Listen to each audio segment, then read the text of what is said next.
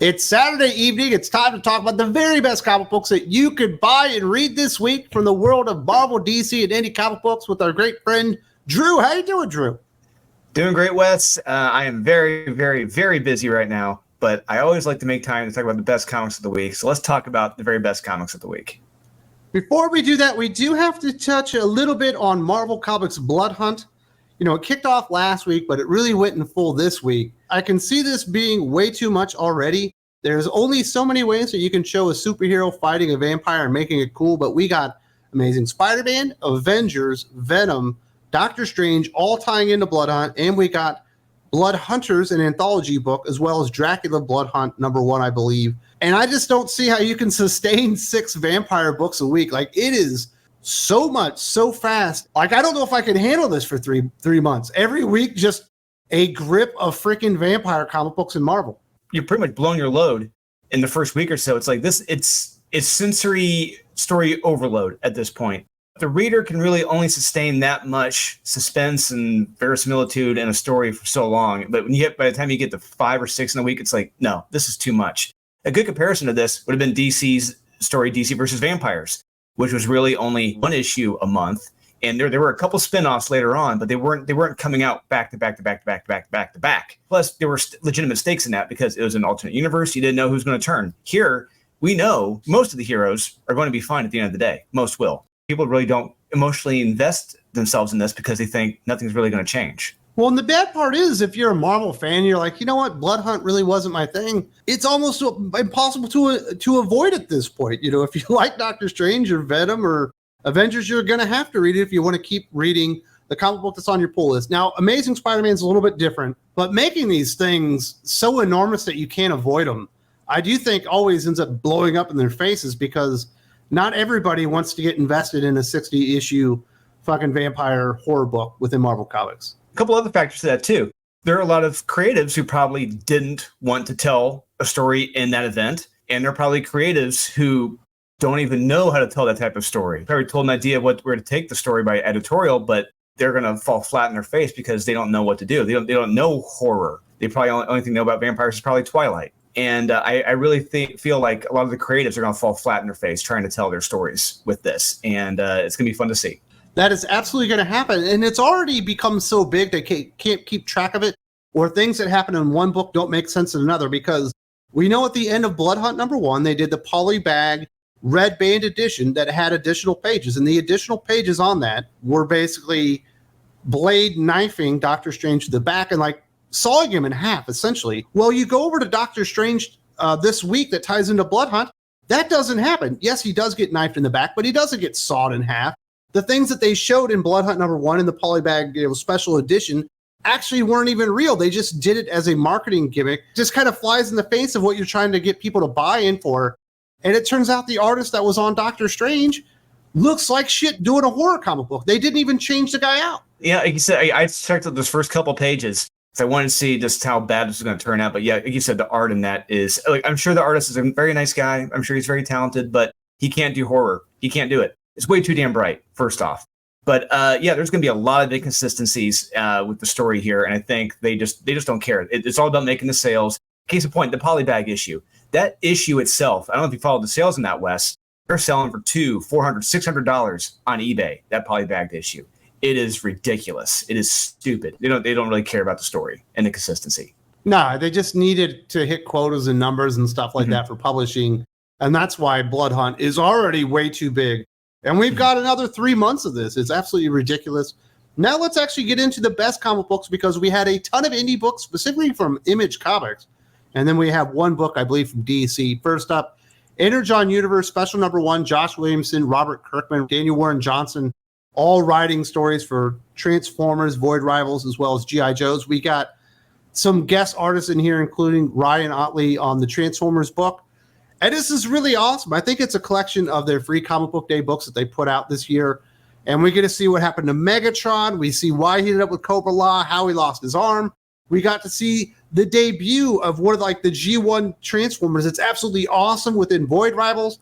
And then we get to see Duke deciding to go and recruit a member to the G.I. Joe team that you wouldn't expect. And Colonel Hawk might not be being honest with Duke at this moment because he still doesn't trust him. Really great stuff across the board. Yeah, it really was. I enjoyed this issue from beginning to middle to end. Typically, there would be like one good story when you have like an anthology book like this, but no, all three of these stories were pretty damn solid. You had Ryan Otley drawing Megatron, just going to town on people. It was awesome. I loved it. I want to see Ryan Otley doing the Transformers now. Holy crap! First story is terrific. Yeah, then we get introduced to an old school Autobot in the second story. I loved it. I was just like, okay, I want more. I want more Void Rivals now if he's here now. The head scratching one was the Duke story. I did like it. It's just Duke's motivation. It was weird. Like when he said to Baroness, I want someone who's going to question my orders. I'm like, really? I don't know if that's I don't know if I would have said that.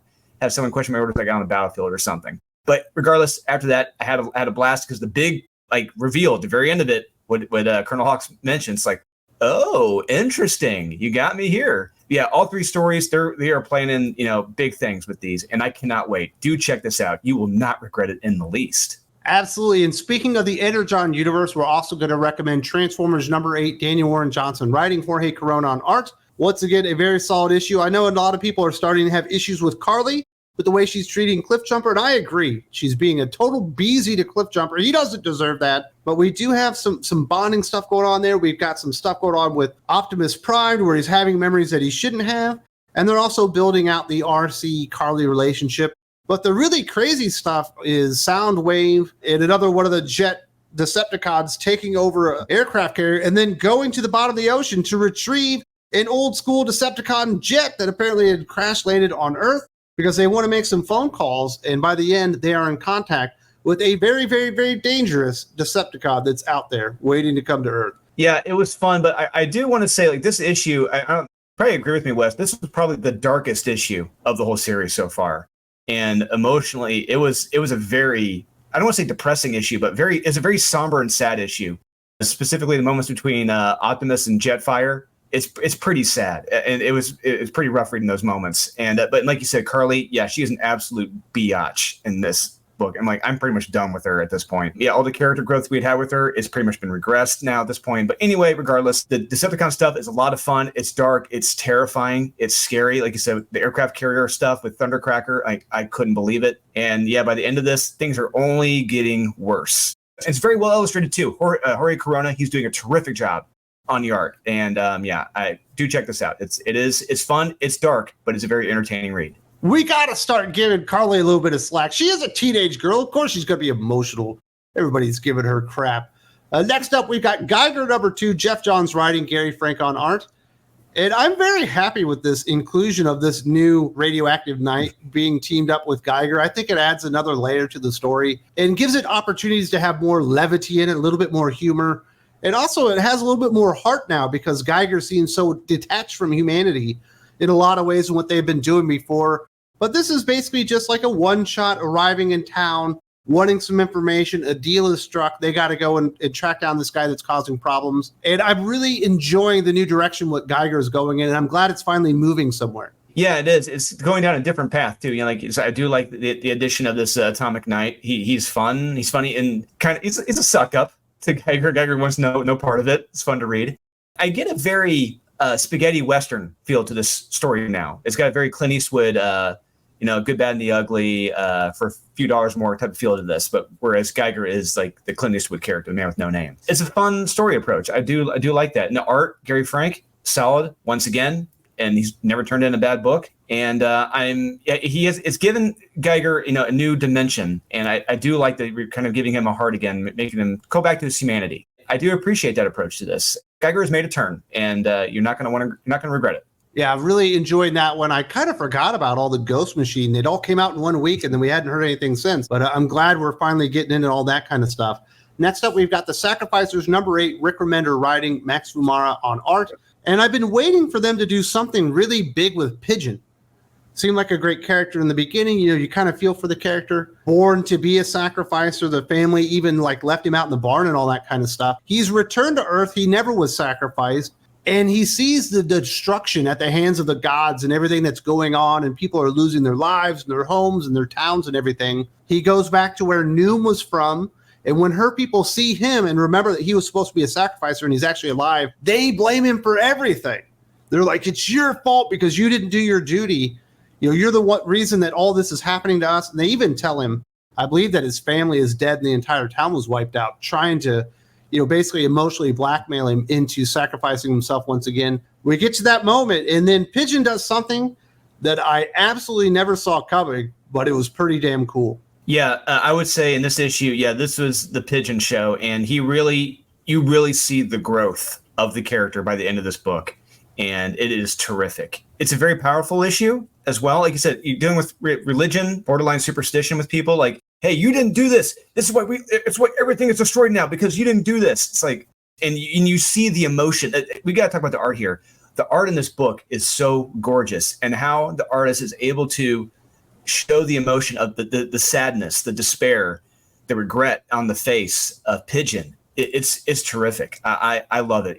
This is a book where I would love to own any page of Pigeon specifically and have it framed up on my wall. Leading up to the end of this, you're just like, oh my God, I think Pigeon's actually going to go through with this. I think he feels responsible, but there may be a turn at the end. Yeah, the Sacrificers is a beautiful series, beautiful book. Do check this out. Arguably, I think it's going to go down probably by the end of the year as another top 2, top 3 books of the year. Definitely recommend checking out The Sacrifice if you haven't jumped on board. And Jim from Weird Science actually named the letters pages. He pretended he was a 12-year-old girl and wrote in a letter, and he's the one that did that bad boy. The final indie book that we're going to recommend from Image Comics, The Last Mermaid #3, Derek Kirk Kim, writing and illustrating. This is something that was suggested to me when it was on issue 1 from Yul Carter.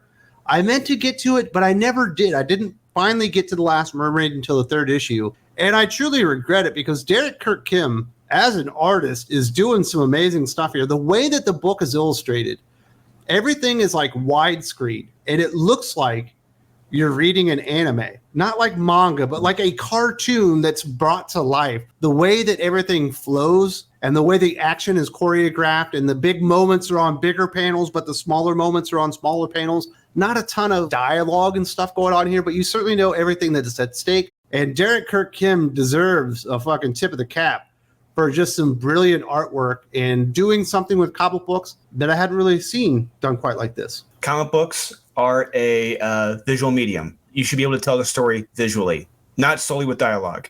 And that's one thing the creator here, he does a great job. He's able to tell the story with his art. And if you can do that without, Claremont-esque purple prose buried in the page, go for it. Absolutely. And he does a great job telling a story. And like you, I had veered clear of this book initially because of the simple title Mermaid in it. And I don't care about mermaids at all. I have no interest in it. It sounds boring. It sounds like it's for 5-year-old girls. But no, this is actually very much the opposite of that. And I had a blast reading this. It's very action-packed. It's very kinetic. It felt like I was watching an anime in comics. And it moved me. I was shocked. Yeah, and I'm very curious to see where it goes to in the next issue. I will definitely be here for the next issue. Do check this book out, guys. It's going to surprise you. I had no idea it was going to be this good. I didn't know what I was in store for. I wish Yul would have spelled it out for me, because sometimes I'm a knucklehead, but I missed out on the first 2 issues, but I fixed that by now.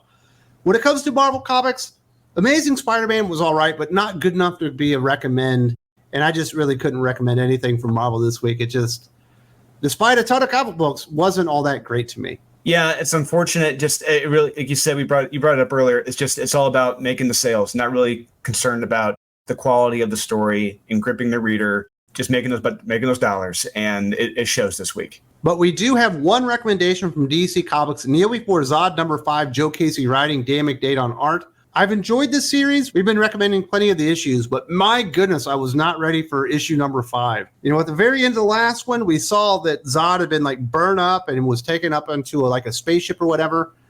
And when you see the fallout of what happened to him, he doesn't look like Zod anymore. He's just some weird, burnt-up monster thing. And when he wakes up and he's attached to all these machines, he thinks he's been imprisoned. He doesn't realize they're actually trying to save him.